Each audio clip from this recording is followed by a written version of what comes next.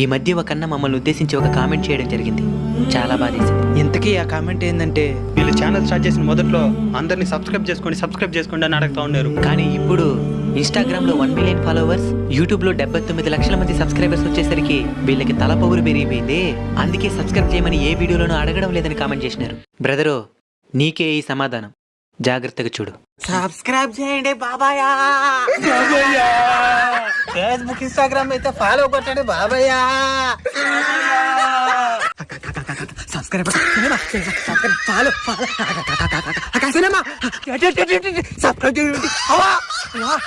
Follow కొట్టు.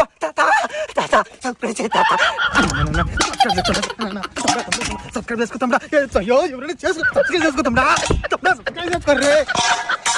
ఎవరిని చూసి ఎంత మాట అనేవునా?